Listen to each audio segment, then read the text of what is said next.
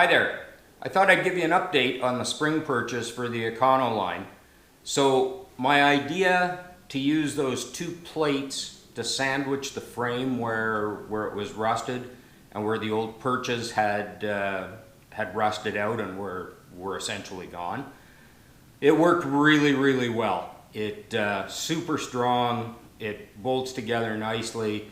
The nice thing about doing that is now I'm going to be able to epoxy the pieces before I bolt them in, because I don't have to weld. Then I'm not going to create any heat that's going to burn a finish off or anything. I can epoxy them, and then I can undercoat the heck out of things there so that it'll be good and last a long time, and the undercoating will be between layers and everything. So it should work out really well. What I'm doing right now, this, if you can see it, this that's mounted in the vise here right now is the outside plate for the frame on the passenger side.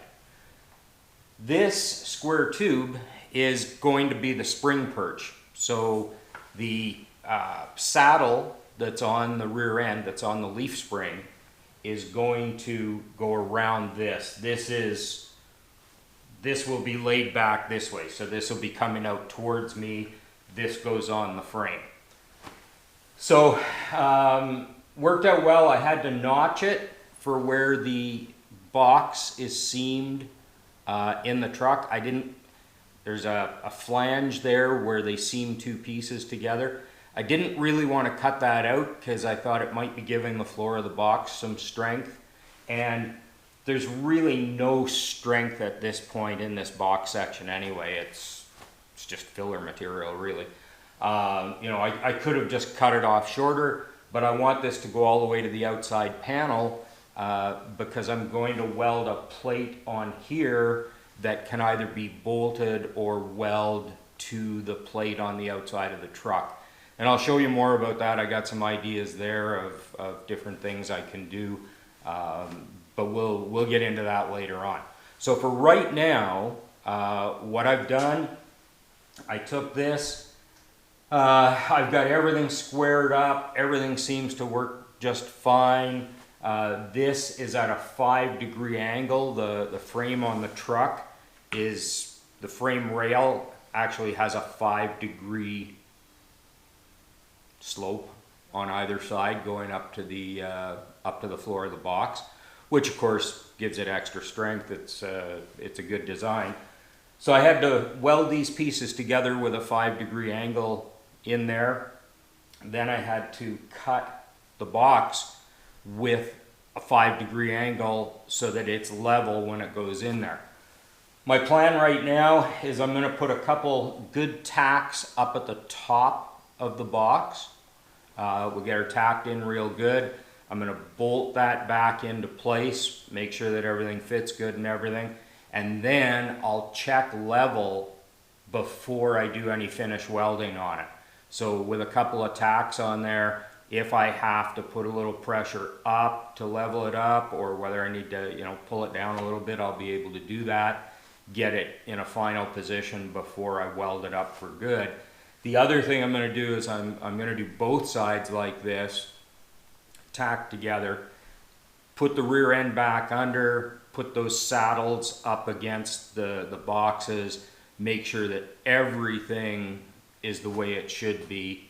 And I may even at that point, I just got to figure out the right order to do this in, I may even at that point tack weld the saddles to this piece. Because again, with this bolting in, it's really nice. I can have the saddles, the spring saddles, welded to here, tack welded anyway. I can take the whole unit out with these pieces on it, and with it on the floor, I can change the angle of the springs, the rear end. I can rotate things a little bit, which means I can get this in position to run some real nice welds here, and as well I can get some real nice welds on the saddle to this box section, make some little filler pieces that I know I'm going to have to make. Again, I've told you before, not a professional welder, not a real experienced welder, with my MIG, you know, inside corners on a horizontal surface, I'm okay. I'm not bad. I can make that work. Start trying to do things, you know, upside down or sideways, and you know, steel's running with gravity, and it's a bit of a challenge. And for an experienced welder, I'm sure it's not a big deal. For me, it is a big deal. So rather than make a mess of things laying on my back under the truck and not being happy with that, I figure, what the heck, as much as I can do with it off the truck so that I can position it in a welding position that's good for me, the better the finished product is going to be. So overall, the plans worked out really, really well. I'm very happy with the way it's coming together.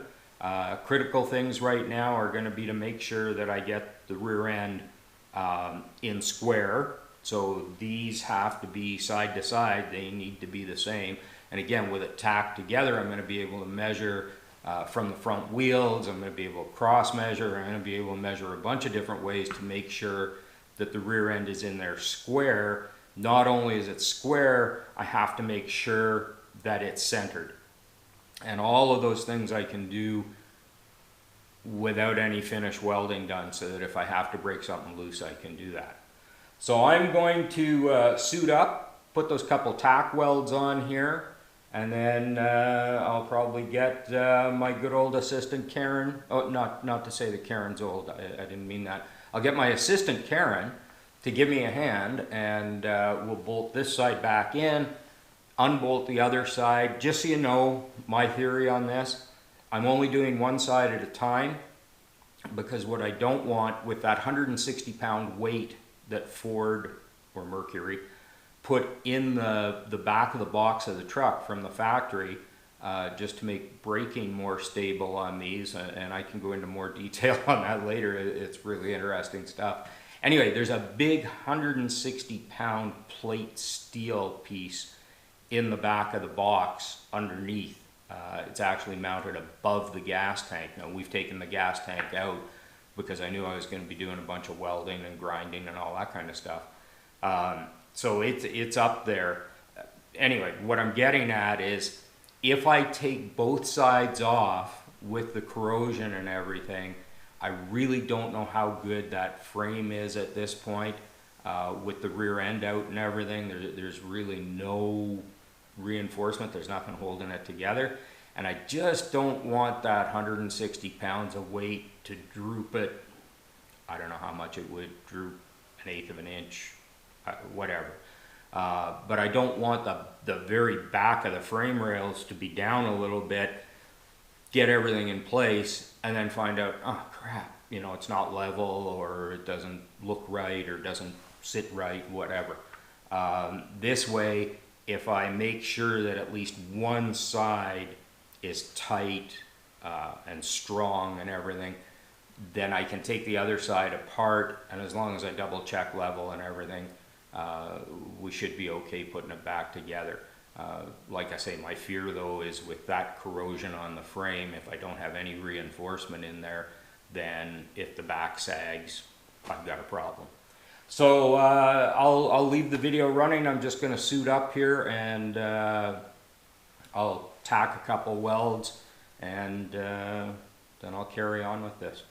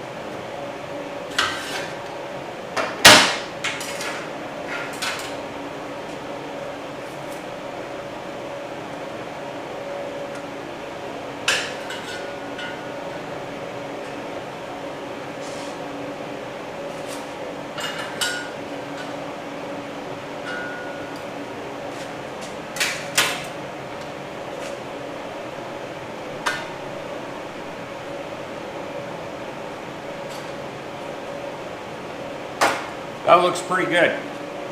That should be good and strong. We'll just let that cool off. Everything should be good.